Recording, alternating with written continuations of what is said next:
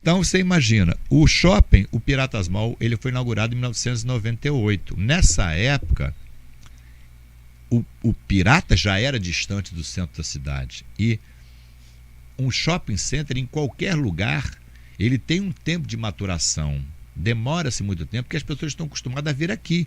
Porque ele vem para o correio, ele vem para o banco, ele vem para o cartório e vai ao comércio, né? Aí, a hora que fizeram um shopping center, transformar aquilo num centro de compras foi muito difícil. Muito difícil. Sério? Foi muito difícil. Porque, eu acho assim, que um shopping sempre é muito atrativo para as pessoas passearem. Não, enquanto centro de entretenimento e lazer, é ótimo. Mas enquanto centro de compra, não é. Ele tem um tempo de maturação muito grande. Entendi. Eu descobri isso na prática. Porque eu e muitos outros comerciantes, eu lembro, por exemplo, da Marli Brasil, do pessoal do Carretel, do pessoal do Carrossel, muitas pessoas deixaram, não. Abriram comércios também no Piratas Mall. E nós fomos os bandeirantes, fomos todos pro Piratas, porque acreditávamos que o shopping, na verdade, ia prosperar com muita rapidez. Mas isso, na verdade, não aconteceu. Até porque a administração do shopping, naquela época, em 1998, veio para cá com aquele pensamento de grande centro, né? Que impunha taxas absurdas. Né? Taxa do Rio de Janeiro, só que em Angra dos Reis. Taxas de Rio de Janeiro em Angra dos Reis, com taxas de marketing, taxas que eram... O aluguel também era muito caro ainda? As lojas lá eram compradas. Compradas, não eram alugadas, eram compradas. Hoje em dia é alugado, né? Não, a grande maioria ainda são lojas... O Piratas é um shopping vendido, não é um shopping... Como assim, um shopping vendido? Porque geralmente um shopping é uma grande incorporação que não vende loja nenhuma e aluga as lojas todas. O Piratas, todas as lojas foram vendidas. Então são de muitos donos. São de muitos donos. Caramba, deve ser difícil de administrar. É difícil administrar. Só que é o seguinte, quem tem... Hoje o shopping ele tem uma administração central, porque quem tem 50% das frações ideais acaba tendo maioria para aprovar o que precisa. Só que nessa época não era assim. Nessa época, o Piratas ele tinha uma diversidade muito grande de comerciantes. E as taxas que impunham para a gente eram taxas absurdas. E eu nessa época, estava à frente do Piratas e eu acabei liderando um movimento de lojistas para impedir essas cobranças, essas altas cobranças que eram impostas por nós. A ponto do Pirata já teve a luz... vocês, né? A nós. A ponto dessa época, em 1999, o Pirata chegou a ter a luz cortada por falta de pagamento. Pouca gente sabe disso. Eu não imagino uma situação dessas. Eu só imaginava, só lembro eu indo pra lá tirando foto no barquinho. De piratinha. Lá já tinha o cinema nessa época, não, né? Não. O cinema era aqui no centro, né? O cinema era no centro. O cinema era no centro. Araribóia, depois... Na frente da igreja da Isso, do lado Cine da padaria Araribóia. Qual o nome? Cine Araribóia. Como é que foi essa situação de chegar um cinema na cidade? Olha que interessante. Eu falei para você que olha como é que a gente precisa, na verdade, preservar a memória de Angra, as histórias de Angra. Presta atenção. Vocês não sabiam do Cine Araribóia. Para vocês é novidade, né? Eu sabia que já existia um cinema ali. Onde é a Mirella? Não, onde é um prédio, onde tem a Floral, em cima da Floral. Em cima da Floral, exatamente. Ela é em frente à Mirella, aquela esquina em frente à Mirella, ali era o Cine Araribóia. Entendi. Era o único cinema da cidade. Agora, recentemente no nosso podcast, a dona Ediné trouxe um acervo fotográfico e disse pra gente, me mostrou, que ali no passado já foi um quartel. Caraca! Do exército. Você acredita nisso? Eu achei que em Angra só tinha colégio naval. Não, aquilo na verdade já foi um quartel. Caraca. Aí eu falei, dona Ediné, não acredito, não. Aquele prédio foi construído para ser um quartel. Posteriormente, muito posteriormente, ele virou um cinema. Aí eu falei, mas o que justifica? Ela, inclusive, trouxe acervo fotográfico. Eu falei, dona Ediné, o que justificava um quartel? Sabe para que existia um quartel ali? Era a guarda portuária, para dar segurança ao porto, que já foi um dos portos mais importantes do Brasil. Mais importantes e mais movimentados, né? E mais movimentados do Brasil. Você vê quanta história a Angra tem. Eu mesmo sabe, até me considerando, de certa forma, um pouquinho conhecedor da nossa história, eu não sabia que Angra já teve um quartel e que onde foi o Cine Araribóia era um quartel. Olha que coisa fantástica, né? Que maneiro. Uma parada que dá Mas aí vamos voltar pro Pirata, senão a gente não volta pro Pirata. Vocês não terminam o Piratas. Dá luz cortada no Pirata. Quem cortou a luz do Pirata? Quem não pagou a luz? A falta de pago. Não, o que aconteceu com o Pirata foi o seguinte. Os lojistas entraram em greve e não teve dinheiro? Não, aí eu propus aos lojistas, porque assim, a administradora vinha pra cá e impunha taxas absurdas que nós não conseguimos pagar. Me explica essas taxas aí, é tipo, a taxa por loja? Lá tem... o que compõe um shopping, pode ser que eu não me recorde agora, tá, de todas as taxas, mas tem o fundo promocional, que é uma fundo de promoção, quer dizer, é uma taxa exclusiva para promoção do Piratas. Então todas as despesas, que você diz. Todas as despesas são divididas pelos condôminos, água, luz, segurança, todas as despesas são divididas, e elas são divididas proporcionalmente ao tamanho da sua loja e à localização da sua loja. Acha-se um coeficiente, todas as despesas são divididas por aquele coeficiente para cada um pagar a sua taxa. Só que a administração que veio para cá era a administração de Rio de Janeiro, que além de impor esse pagamento de taxas, que na verdade são as divisões das despesas, eles colocavam outras taxas. Por exemplo, fundo promocional para divulgação do shopping Piratas no Rio de Janeiro. Nós não conseguimos pagar aquilo era praticamente impagável. A própria administração, para administrar, cobrava valores estratosféricos para poder administrar o Piratas. O que eu propus ao lojista? Vamos parar de pagar. Propus aos lojistas parar de pagar. Greve! Foi o que nós fizemos. Nós ficamos sem pagar o condomínio por questão de uns 4 meses. A administração, na verdade, querendo colocar a faca no pescoço da gente, a administração deixou cortar a luz do Piratas, mãe, cara. Deixou cortar a luz do Piratas. Aí quem é que liderava esse movimento grevista? Eu liderava esse movimento grevista e nós tomamos a administração. Naquele momento entregaram a minha a administração do Piratas num verdadeiro caos, com a luz cortada, com devendo dívidas monstruosas. Porque todo mundo parou de pagar.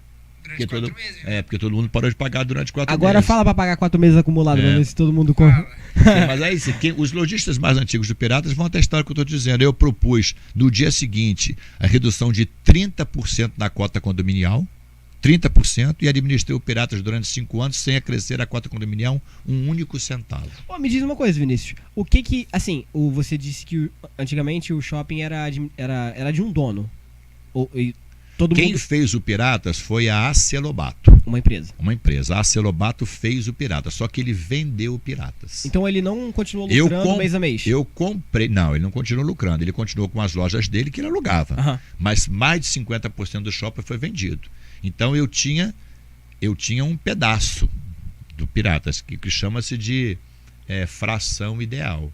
É como um prédio de apartamentos. À medida em que você constrói um prédio de 10 andares, se você me vende um apartamento, eu passo a ser seu sócio, né? Porque eu tenho um nono daquele todo. Foi o que aconteceu. Todo mundo que tinha loja no Piratas comprou da Acelobato da Acelobato a loja. É isso, né? Então, no final, assim, não existia lucro de pagar aluguel e tal. O que existia era um dinheiro que todo mundo pagava para pagar as contas. Isso, era assim, funcionários, essas coisas. Exatamente, é o rateio de despesas, era um rateio das despesas. Só que nesse rateio de despesas não era só as despesas necessárias para o shopping poder sobreviver, que isso é justo, né? É o básico, né? É o básico, né? Lógico, se a gente consome luz, todo mundo tem que pagar a sua parte na luz. Se a gente consome água, todo mundo tem que pagar a água. Se tem funcionários trabalhando ali. Se a gente tem os funcionários da limpeza, nós temos que pagar para a limpeza, nós temos segurança, precisamos pagar pela segurança.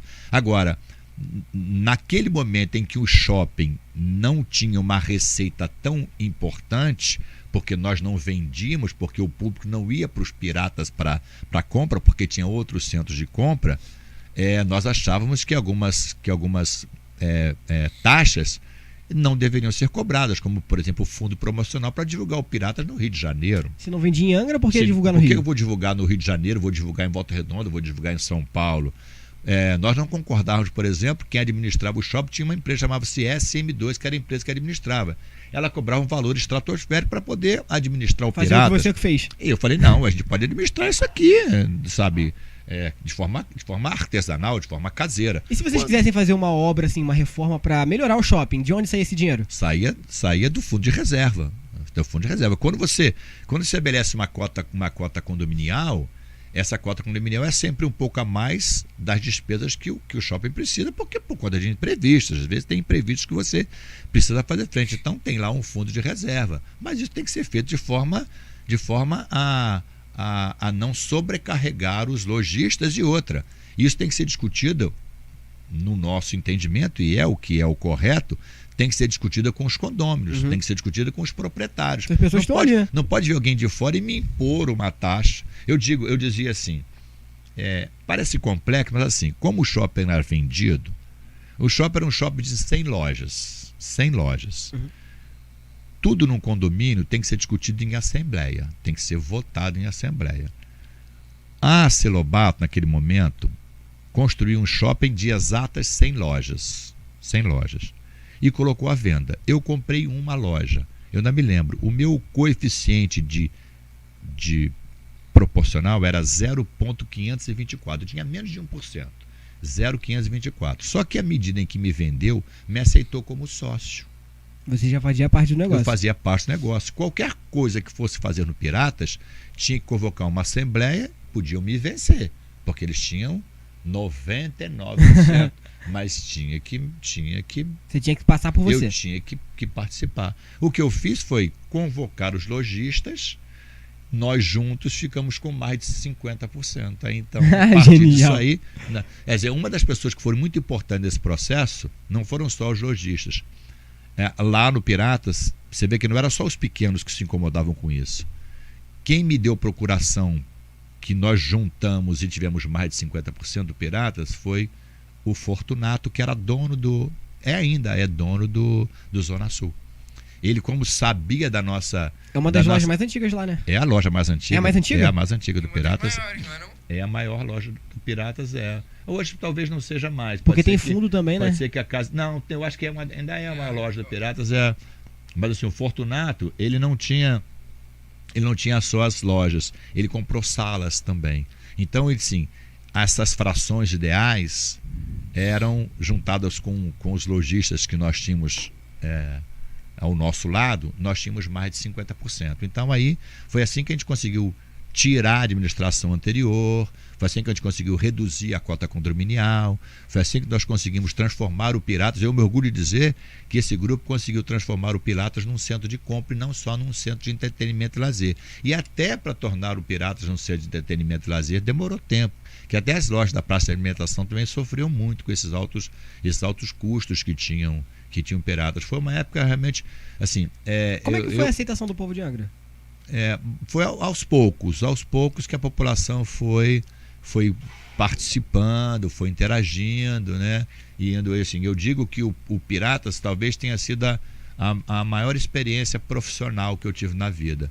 Porque o Piratas, ele é como uma cidade. Todos os problemas que uma cidade tem, ali tem. Ali tem problemas de água, tem problemas de saneamento, tem problemas de segurança, tem problemas de limpeza. Todos os problemas que uma cidade tem, de certa forma... Tem desentendimento entre os condôminos? Nossa! Tem entre os condôminos. Essa história de entre os condôminos é uma curiosidade. O Piratas sempre teve problema de estacionamentos, né? O estacionamento, você chega numa temporada ou num feriado, às vezes você encontra uma fila para entrar e uma fila para sair, porque o Piratas acaba não comportando a quantidade de pessoas que ingressavam no Piratas. Então nós passamos um grande tempo no Piratas, o Piratas de certa forma ocioso, ninguém ia para o Piratas, muito pouca gente ia. Então o estacionamento ficava vazio, era fácil você estacionar, era fácil entrar, fácil sair. E depois, quando o Piratas começou a crescer, nós começamos a enfrentar muito lojista. Ele não conseguia entrar porque ficava enfrentando fila. E o lojista às vezes brigava comigo, às vezes me ligava bravo. Vinícius, é um absurdo. Eu não estou conseguindo entrar, eu estou meia hora aqui e não consigo entrar no Piratas. Aí eu dizia assim, louvado seja todo o engarrafamento que a gente tem no Piratas, é que esse sinal que o shopping vazio e reclamar também. O que a administração precisa fazer é colocar clientes à sua porta, passar na sua vitrine. Agora transformar ou fidelizar, aí depende de você, com um bom produto, com um bom serviço, com uma boa política de preço. Você tem que fazer ele entrar, irmão. Você tem que fazer ele entrar. Eu acho que o grande desafio da administração é assim, é lógico, não é só fazer ele entrar, você tem que fazer ele entrar, ele precisa estar lá num ambiente que ele se sinta seguro, num ambiente que seja limpo, num ambiente agradável, entende? Mas à medida que o cliente está lá, o lojista já está contemplado. Ele precisa agora ter uma boa apresentação do seu produto numa vitrine, ter uma política de preço, ter o que a gente fala nessa época é porque quando o Piratas foi inaugurado, lá em 1998, os comerciantes da cidade aqui, eles levaram tudo que tinha de melhor para o Piratas. Eu levei a minha melhor vendedora, nós levamos as nossas melhores vitrines, nossos melhores produtos, levamos para o Piratas. E era um problema, porque o consumo estava ainda no centro da cidade, não estava lá no Piratas. Foi meio que um tiro no escuro. Foi um tiro no escuro. Então, isso levou muita gente a dificuldades grandes. Como lojista em si? Financeiras como lojistas, né? Como lojistas, porque... Mas hoje eu fico feliz lá, vejo Piratas hoje, sabe, pujante, sabe, crescendo. Você sente que você tem uma parcela naquilo? Não, o Piratas é meu filho. Muita gente lá, os mais novos, nem sabem que eu administrei o Piratas, esqueceram disso, mas os mais antigos lembram disso. Pra você ter uma ideia, para transformar o Piratas para ter visibilidade, para as pessoas saberem que o Piratas existia, eu já cheguei a levar para o Piratas Zezé de Camargo e Luciano. Já fiz show do Zezé de Camargo e Luciano no Piratas. Caraca!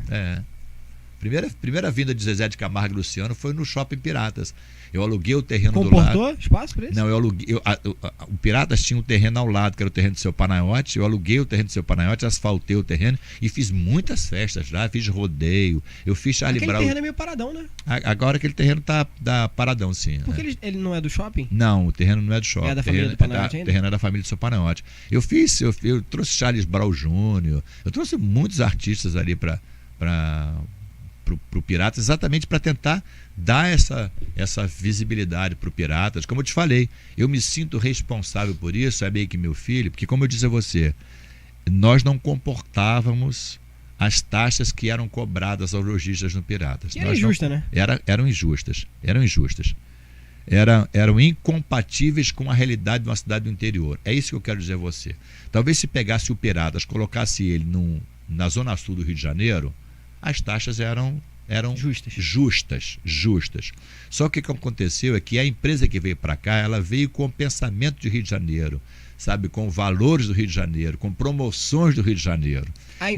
A Lobato devia ser do Rio de Janeiro, né? É do Rio de Janeiro.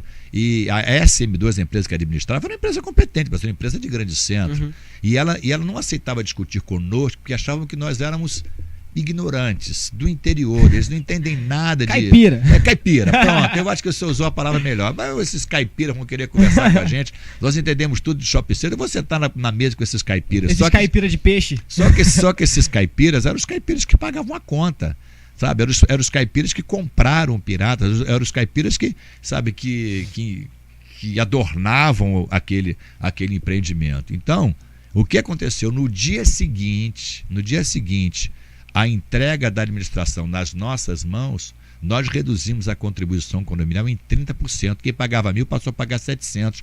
E nós administramos o Piratas durante 5 anos sem crescer 1 centavo na contribuição condominial, porque nós tínhamos compromisso e responsabilidade com o lojista que estava ali fazendo... Cara, que é o que faz o negócio girar. Não adianta você cobrar um preço exorbitante para daqui a pouco, daqui a 3 meses o lojista quebrar. Sim. E aí, vai fazer o quê? E era assim, e aquilo era para suportar o tempo de maturação necessário para um shopping center, né? Você veja, por exemplo, que o Angra Shopping não teve o mesmo sucesso do Piratas, não teve o mesmo sucesso, não conseguiu suportar esse tempo de maturação. E você vê que o Angra Shopping chegou a ter um cinema ali funcionando, e hoje teve lojas grandes, mas ali hoje ele sustentado pelas âncoras, que era Casa e Vídeo, o cinema e a drogaria Pacheco.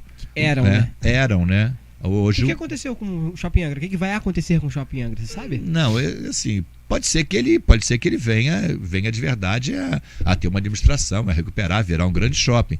Mas eu acho que não é isso que vai acontecer. Eu acho que aquele espaço vai ter uma outra utilidade no futuro breve. É o que eu imagino. Pode ser uma faculdade, sim, enfim. Quem sou eu para ficar dando palpite aqui no empreendimento dos outros? Eu acho que nem é muito correto. Eu só estou fazendo essa avaliação de que naquele momento os dois shoppings eles foram inaugurados, o Piratas e o Angra Shopping, quase que simultaneamente, com propostas distintas, mas Angra, como tem um índice pluviométrico muito grande, chove muito, o Piratas tem um atrativo porque ele é na beira do mar, ele é atrativo porque ele é aberto, mas a incidência de chuva era muito grande. Uhum.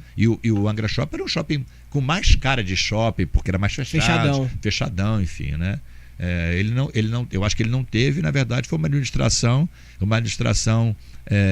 capaz de suportar esse tempo de maturação, e o Piratas acabou acontecendo isso. Eu fico feliz toda hora que entro no Piratas, vejo Piratas cheio, com lojas lá, com Renner, sabe, com Casa e Vídeo, sabe, com Ponto Frio. Quando eu tô em Paraty, Parque Cambucaba, o pessoal só fala de vir pro Shopping Piratas, porque não tem em Paraty, não tem um cinema em Paraty, você acredita? Aqui na região é o maior empreendimento da região, é o Piratas, e pra quem não sabe, Piratas é filho meu, viu? O pessoal sai de Paraty pra ver filme aqui, cara. Sim. Provavelmente do Homem-Aranha deve ter um pessoal de Paraty lá. Sim.